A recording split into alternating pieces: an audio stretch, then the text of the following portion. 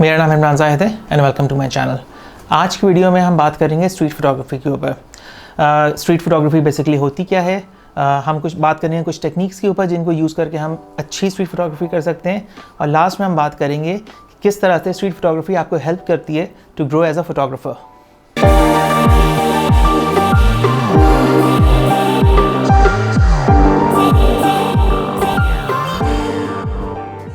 तो street photography की जो डेफिनेशन है वो बहुत ब्रॉड डेफिनेशन है और काफ़ी डिबेटेबल भी है। अक्सर लोगों की अपनी डेफिनेशन होती है। जो सिंपल डेफिनेशन है वो ये है कि आप एक सर्टेन लोकेशन पे जाते हैं और वहाँ पर आप लोगों की एक्टिविटीज़ को फोटोग्राफ करते हैं उनकी नेचुरल सराउंडिंग्स के अंदर। स्ट्रीट फोटोग्राफी जो है वो एक्चुअल स्ट्रीट पे भी हो सकती है, वो किसी नेचुरल लोकेशन पे भी हो सकती है और वो इंडोर्स भी हो सकती है। बट जो मेन चीज़ है वो ये है कि आप लोगों की एक्टिविटीज़ को फोटोग्राफ करते हैं उनकी नेचुरल सराउंडिंग के अंदर। तो अब हम कुछ टेक्निक्स को देखते हैं जिनको यूज़ करते हुए हम अच्छी स्ट्रीट फोटोग्राफी कर सकते हैं।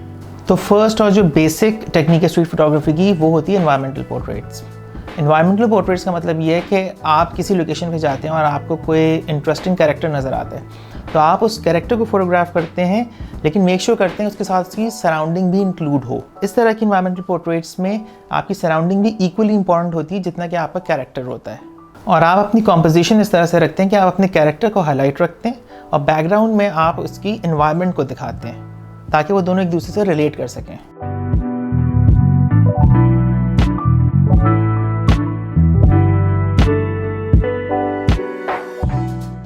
जो दूसरी टेक्निक स्ट्रीट फोटोग्राफी में है उसको हम फिशिंग टेक्निक भी कहते हैं और इसको wait for the right moment भी कहते हैं। इस टेक्निक में ये होता है कि अगर आपको कोई अच्छी कॉम्पोजिशन नज़र आती है तो आप वेट करते हैं कि कोई इंटरेस्टिंग सब्जेक्ट आपके फ्रेम में आए, तब जाके आप फोटोग्राफ करें।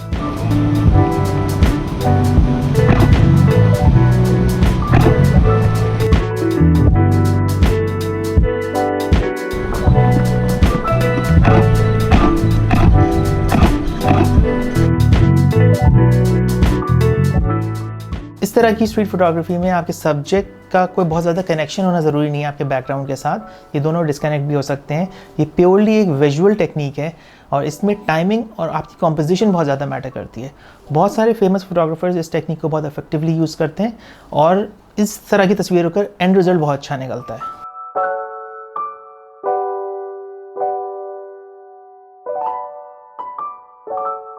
जो तीसरी टेक्निक है वो है कैंडिड फोटोग्राफी। बहुत सारे लोग इस कैंडिड फोटोग्राफी को ही स्ट्रीट फोटोग्राफी समझते हैं। बेसिकली इसमें ये होता है कि आप किसी लोकेशन पे जाते हैं और आप ऑब्जर्व करना शुरू करते हैं। आपको कोई एक्टिविटी होती हुई नज़र आती है या आप एंटिसिपेट करते हैं कि यार यहाँ पे कोई एक्शन होने वाला है, तो उस टाइम आप इमीडिएटली अपना कैमरा निकालें और उसको कैप्चर करें।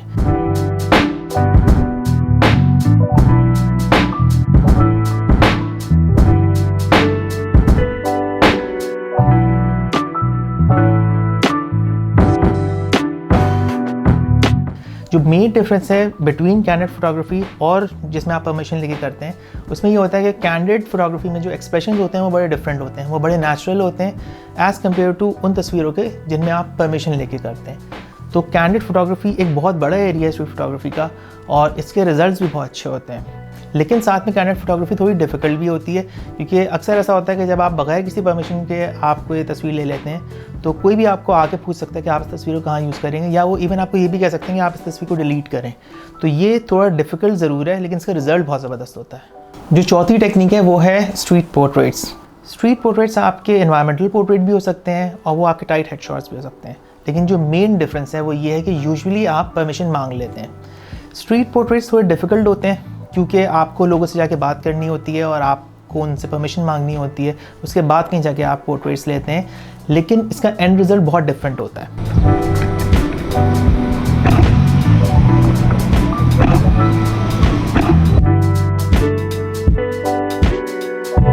बस एक स्ट्रीट फोटोग्राफर हूँ।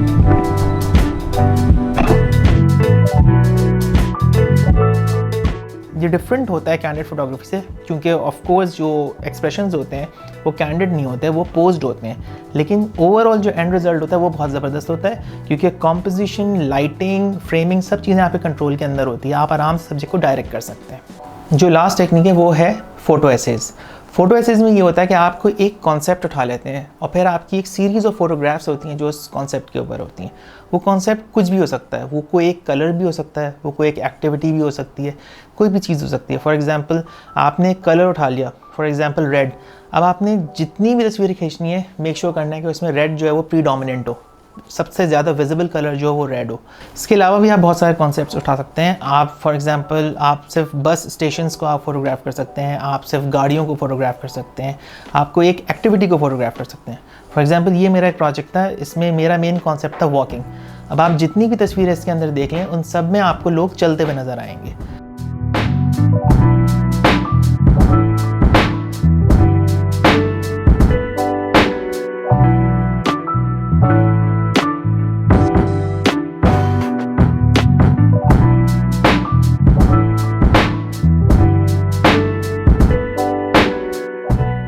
तो मेन कॉन्सेप्ट फ़ोटो एसेज का ये होता है कि आपकी एक सीरीज़ ऑफ फोटोग्राफ्स होती हैं, लेकिन वो सब एक दूसरे से कनेक्टेड होती हैं किसी एक कॉन्सेप्ट के ऊपर। इस तरह की फ़ोटोग्राफी बहुत इंपॉर्टेंट होती है क्योंकि ये आपको हेल्प करती है आपकी आई को डेवलप करने के लिए, क्योंकि आपके पास एक स्पेसिफिक टारगेट होता है और आप सिर्फ उस टारगेट को रख के अपना सब्जेक्ट ढूंढ रहे होते हैं। स्ट्रीट फोटोग्राफी जो है वो एक बहुत डिफ़िकल्ट जॉनर है फ़ोटोग्राफी का। नॉर्मली इसमें काफ़ी मसले होते हैं। फॉर एग्जांपल आपको नहीं पता होता कि आपको इंटरेस्टिंग सब्जेक्ट्स मिलेंगे भी कि नहीं मिलेंगे, आपको लाइट्स कैसी मिलेंगी, आपकी लोगों के साथ कन्फ्रंटेशन तो नहीं होगी। लेकिन at the end street photography से आप बहुत कुछ लर्न करते हैं। एज अ फोटोग्राफर आप बहुत ज़्यादा ग्रो करते हैं अगर आप time to time street photography कर रहे हैं। स्ट्रीट फोटोग्राफी से आपकी फोटोग्राफिक आई बहुत डेवलप होती है, आपका रिएक्शन टाइम इम्प्रूव होता है, आपकी कॉम्पोजिशन इम्प्रूव होती है, क्योंकि ये एक ऐसा जॉनर है जिसमें आपको बहुत क्विक रिएक्ट करना पड़ता है। तो आप कमेंट सेक्शन में बताएं कि आपको नेक्स्ट वीडियो किस टॉपिक पर चाहिए। Till then see you.